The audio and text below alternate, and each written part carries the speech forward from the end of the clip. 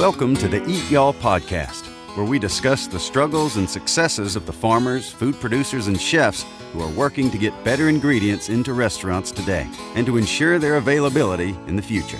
Welcome back to the Eat Y'all podcast. I'm your host, Andy Chapman. We've got another best of episode for you this week as we head out to Mexico, but we're going to leave you with an episode featuring Kenny Mattingly from Kenny's Farmhouse Cheese in Austin, Kentucky. This was taken at a chef camp we did up there. It was one of our absolute best ever interviews, most listens, and we've had so much feedback from this episode with Kenny.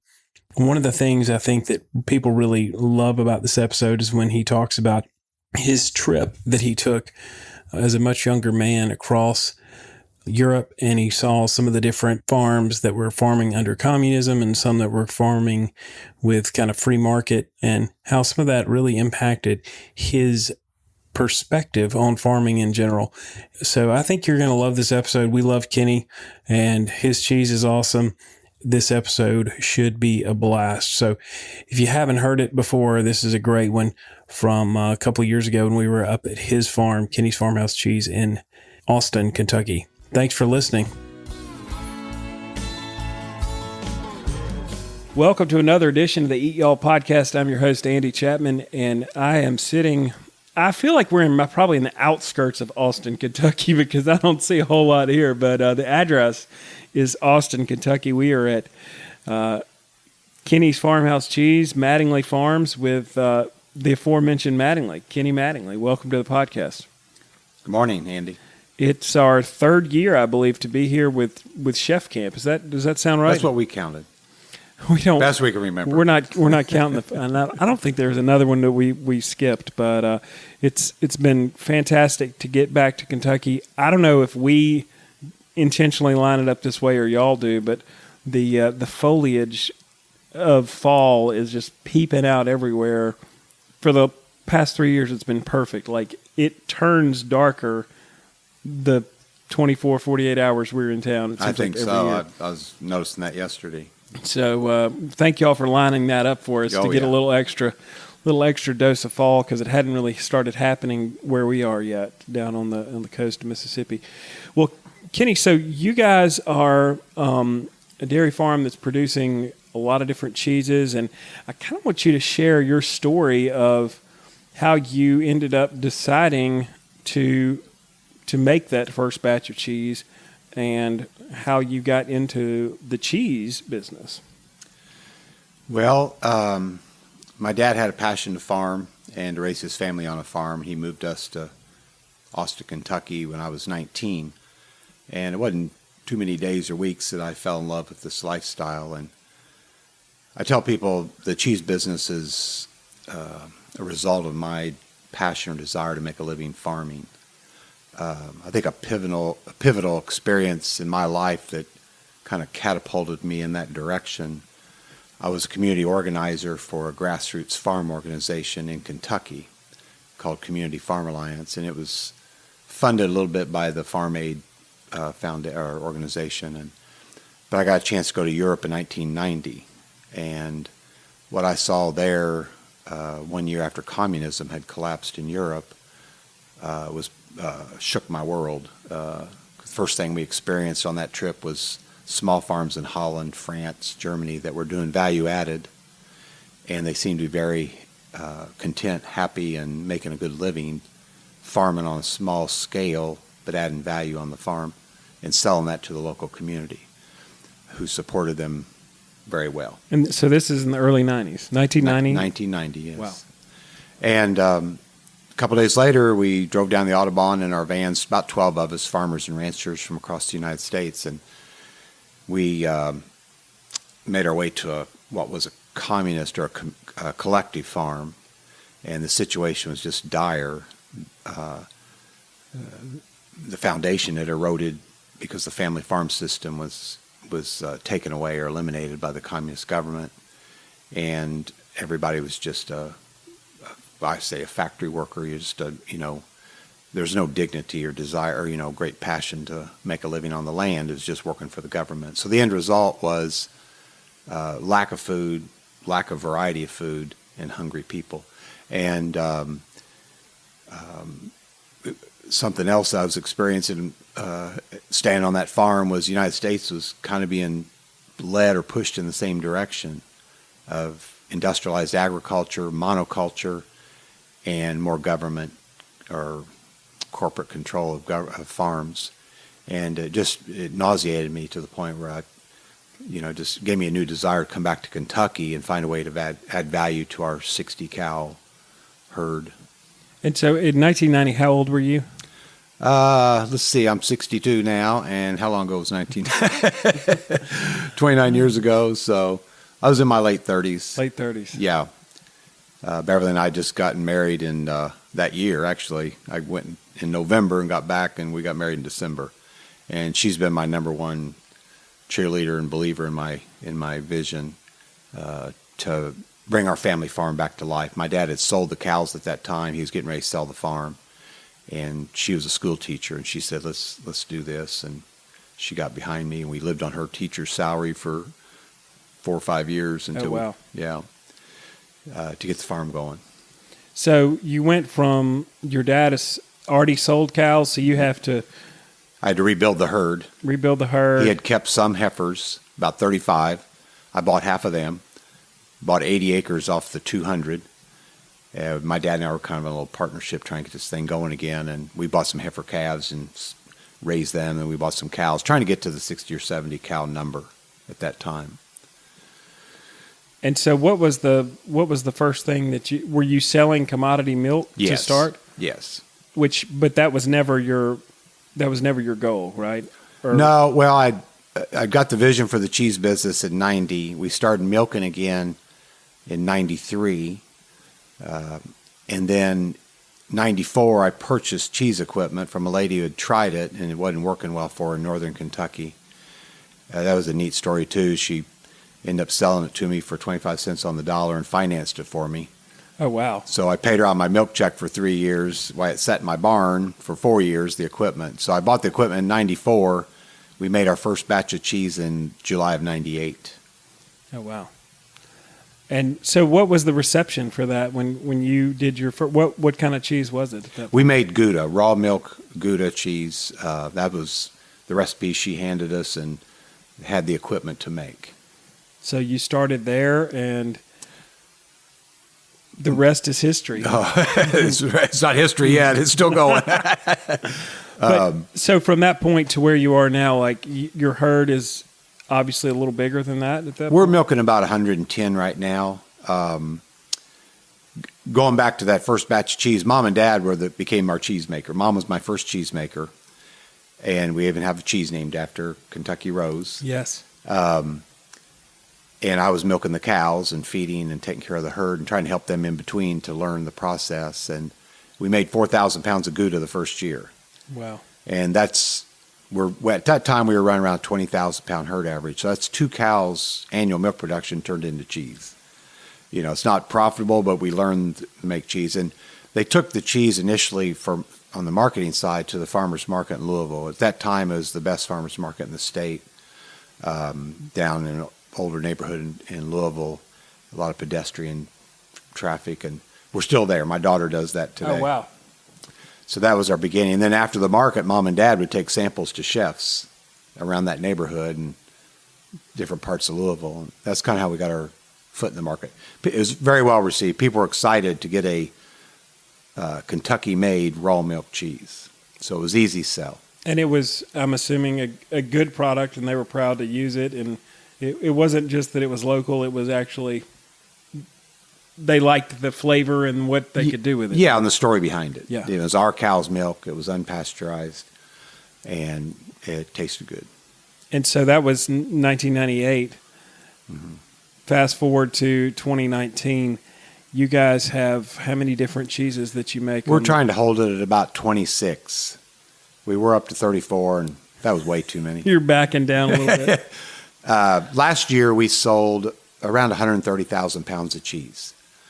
And that's about 70 cows out of our 110, 115 turned into cheese. Gotcha. So you still sell another, 40 cows worth of milk commercially to just your commodity. Right. Gotcha. And we don't like to send a lot off the farm because every time we do, we're losing money. But it's good to have enough milk to make it attractive for them to pick it up. Right. So we have another outlet for our milk. Gotcha. So in doing that, what you guys have built here, you have a little bit, I mean, we're sitting in one of your Airbnbs that's built onto the side of your, what I call the barn dominium. It's like, that's good. There's a barn, there's the I guess you call it the observation deck where you can see your automated milking machines, and the girls come in, and when they're uncomfortable, I guess they're like, okay, let's lighten the load, and talk about kind of this setup and how you got into this whole farm as a destination as well. Well, in July of 2016, we lost our 250 by 90 foot barn to straight line winds. Our cows were lined up in the feed alley. It was milking time. Manuel was getting ready to bring them to the holding pen to be milked. And we had 90-mile-an-hour winds come through here. It's a narrow path. And it collapsed our wooden structure barn. Amazingly, only one cow was injured. Wow. And no humans were injured. The cows were all just locked in place in the feeding alley by the trusses. And we took chainsaws, and neighbors stopped and helped us get them out of the barn. But we had one cow injured that died a little later from infection. It was devastating. My first response was, I don't want to fight this one. I've been through enough fights over 40 years of farming. But that night, a young farmer said, Kenny, y'all think about putting in robots when you build back? And we were looking at the automated milking machines. My son, when he was involved, was interested. So in October, we started building our barn back with a steel structure.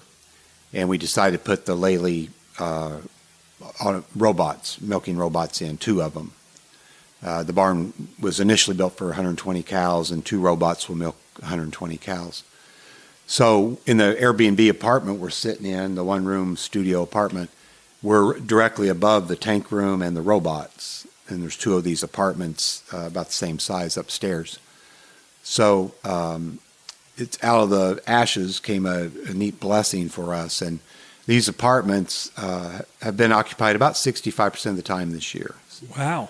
So it's not only good extra income for the farm, but it's also, I think it keeps our morale up because people are watching what we do. Yeah, for sure. And we have to be transparent, and we have to be willing to answer a lot of questions. But people appreciate the time we give them to educate them what's happening on this family farm. And our reviews are just 5-star seemingly all the time, which keeps more people coming back. Right. And we also put my parents' was the original Farmhouse on Airbnb. It's 3 bedrooms, 3 baths. So it accommodates larger families or groups. We've had wedding parties stay there, and people from all over the world, Hong Kong, France, China. It's just really neat. We get excited about who's coming next. Yeah. Do you find it do you find people get fascinated with sort of just being able to, at the click of a button on this app, invite themselves into this little bitty community inside of Kentucky and really get a bird's eye view of the dairy industry and being on a working farm right in the middle of it without being in your way? Yeah. But seeing, hey, this is how, I mean, I can imagine kids from, Chicago or a big city something seeing, hey, there's a tractor taking a hay bale down the road, and he's just driving in the middle of the road, and we don't have that. And, and for me, it's just awesome to see that amazement and that wonder. That's the way I was when I came to the farm. And our family our house is our gathering place for our family.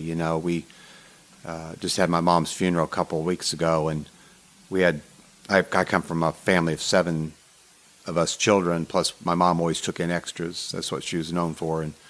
And we had 20-some people in our house. And all the kids and all the grandkids and nieces and nephews just see this place as a haven and a place of wonder, Yeah, for sure. So it's neat to see that in the eyes of, like you said, a child from Chicago, and we've had many of those families stop in, and I heard one of the we had a couple come, they were grandparents, and they brought their grandchildren, and they were going to take them. They took them to Mammoth Cave, which is in our county, so that's a big attraction for people to stay here. Yeah.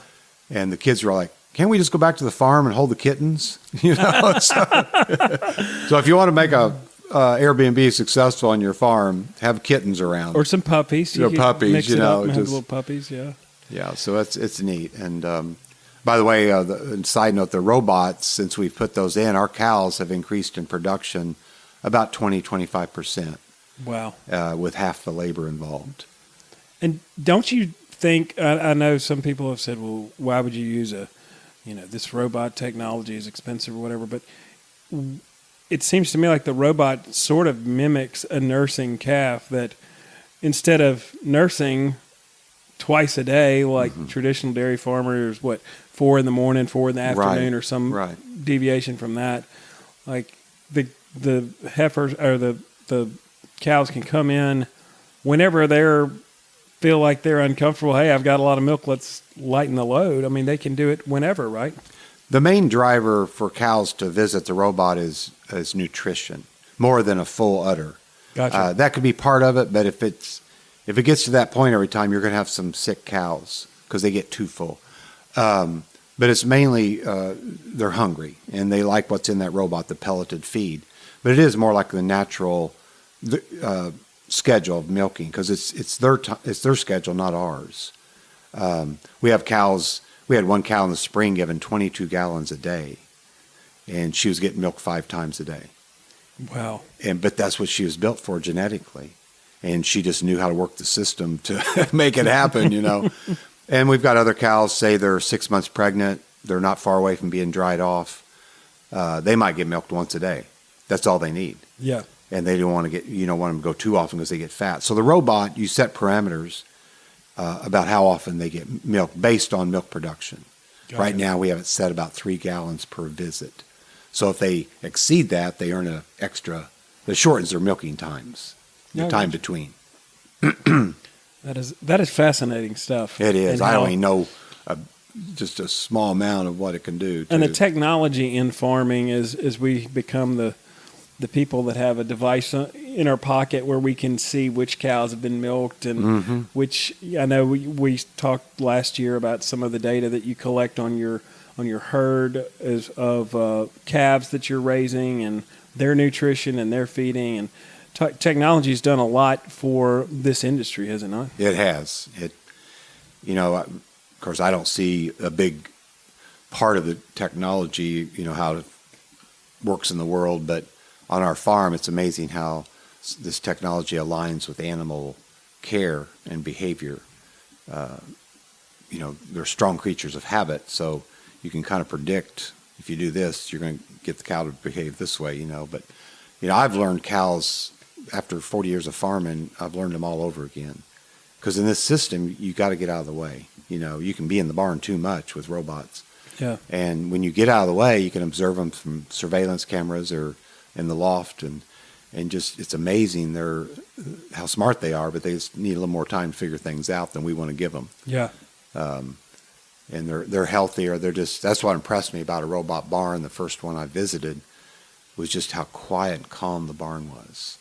It was the cows made the environment, not the people. So very interesting. Well, we're visiting with Kenny Mattingly from Mattingly Farms here in Austin, Kentucky. Kenny, talk a little bit about the state of the dairy industry and just the fact that, I know we were in Virginia earlier this year, and I feel like the number was hundreds of dairy farms had closed, shut down, and were just, being herds sold off and the land being sold. And talk about the difficulties of that and kind of what advice you would give to a farmer who's trying to, in this industry, figure out how to make a living, how to keep the family farm going. Yeah.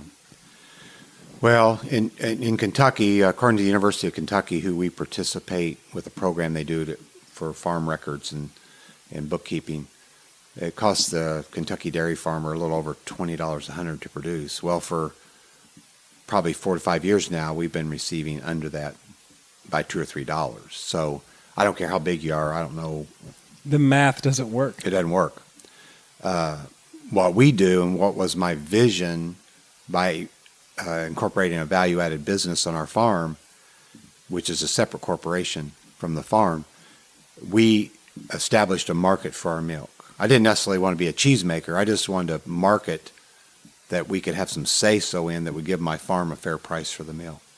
So Kenny's Farmhouse cheese, we were paying Mattingly Farm $27.50 a hundred, and we've been receiving for months about $17 from the big company, which is what most farmers have been receiving. So the average gives us, covers our cost of production plus some profit, and that's what every farmer deserves. I'm not saying the government should guarantee an income, but there should be some type of, to me, either control on supply, which every industry does that's smart, or there should be some support in value added. Yeah. Yeah. And so your value added products that you've done, you started with your parents literally going to restaurants with samples. Talk about the chef relationships and how that business has really grown, because you guys are, I feel like, in multiple distributors. You're sold in multiple states. You've got cheeses that are super high end, and then you've got cheeses that chefs can incorporate into lots of dishes and kind of sell more volume of. And talk about that product mix and how the relationships with the chefs has worked for you guys. Okay. Yeah, I think, I've been asked, how do you come up with different variety of cheeses? Some of it's just what we like, but I think it's a result of us starting with mom and dad at the farmer's market, listening to the customer, what they like. Can you make this? And then also listening to the chefs. I know one of my favorite cheeses right now is our Dry Fork Reserve, which is Asiago raw milk. Oh, yeah. 2 years old.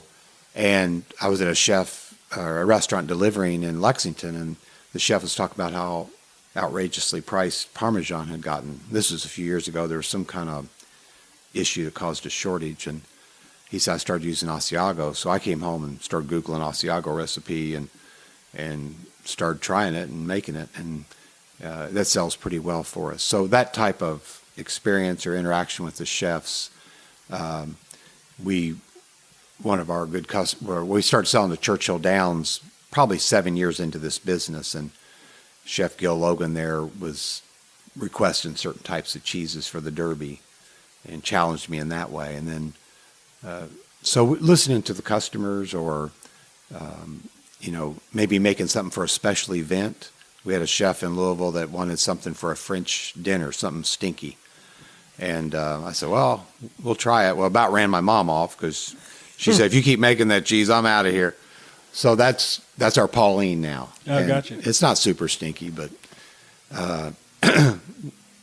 enough, to attract that type of palate. So just a lot of feedback and kind of working through that process with chefs, hearing what they want and trying to come up with something that works for them and you on the price front, I guess. Yes. And also, too, we were really the only cheesemaker in Kentucky or farmstead for quite a while. And every time you go to the market, what's new? And so my family's natured that we want to make everybody happy, and we can do everything for everybody. And I wouldn't advise that if you're starting a cheese business. Yeah. But also, we wanted to give enough variety to make the sales good. If I just went to farmer's market with 2 cheeses week after week, I don't know if it'd be worth my time. I don't know if I'd get enough sales to make it worth my time. But when you take the variety, then you attract a lot of different palates. Well, and some cheeses last a lot longer. Some cheeses, right, once you open them, you better get on it and use them up, because they're not going to be that great in the fridge for weeks. And then some of them you can leave there for a long time. I can cut into. I take some of the cheese we get from you guys, and we'll cut off a piece, vac seal the original thing, and use it, and then open it back up and do it again, and can get 60 days out of it. And I know that's not every cheese can do that. No, usually it's your lower moisture cheeses that age the best, of course. But like our top seller's 9 months old, white cheddar, but our second best seller's fresh curds. So we can get them right out the door, and turn that milk over quickly. We don't have to watch it age. Yeah. But I would, when people care to hear it, my advice is to find just a handful of cheeses or a couple to start with. Make them unique. Don't start with Gouda and cheddar like everybody else is. Maybe do something a little tweak it a little bit. Call it your own. And then, kind of go from there. And then you can design your building and purchase equipment that's suitable to that type of cheese. Because you guys had to expand your aging caves, and you guys have had to do some things because of the cheeses you're making that you need storage for. What's 2 years? Is that the longest one you age? Or? Yeah, our reserve cheddar is about 2.5 years. We had to build a lot of extra aging room just to get that stuff out of our way for a couple of years, but It's still accessible, and it's hard to train somebody to make 26 kinds of cheese if you're bringing new people in. Even though it's not 26 varieties, some of it's just different flavors, of course. But, to keep things simpler sometimes is easier to train to. Yeah, I can imagine. Yeah. All right, well, Kenny, we've enjoyed this. We're going to do a quick lightning round. Are you ready for this? Mm-hmm. All right, so what is your favorite cheese on a burger? Blue cheese. Blue cheese. Favorite cut of beef? Ribeye. Ribeye. Are you medium rare or are you a well done guy? Medium rare. There we go. All right, I was gonna unfriend you on Facebook or something. Oh. No, I'm kidding.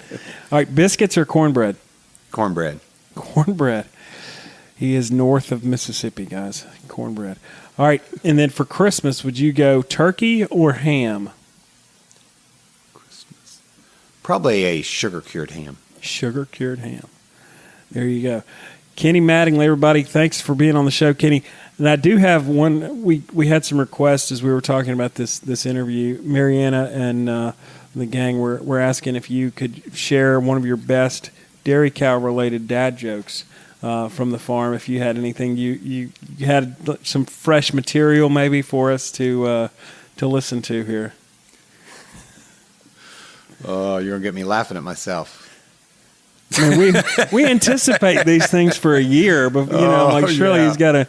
Well, I tell this a lot, but surprisingly how fresh it remains. People do not know dairy facts, like where powdered milk comes from. Where does powdered milk come from? Dry cows. See, just blows people away every time. New one I heard this year is why do cows have hooves instead of feet? Why is that? They lactose. There you go. All right, we're going to leave it right there. Kenny Mattingly, thanks for letting us come visit you guys and host another chef camp on your farm. This has been a real treat and enjoyed visiting with you. Same here. Really enjoy it. You've been listening to the Eat Y'all podcast, hosted by Eat Y'all founder and chief relationship officer, Andy Chapman. If you enjoyed this episode, it would mean the world to us if you'd join us in our mission to save family farms by subscribing and leaving a review. Even better, share this episode and follow us on your favorite social media account at Let's Eat Y'all.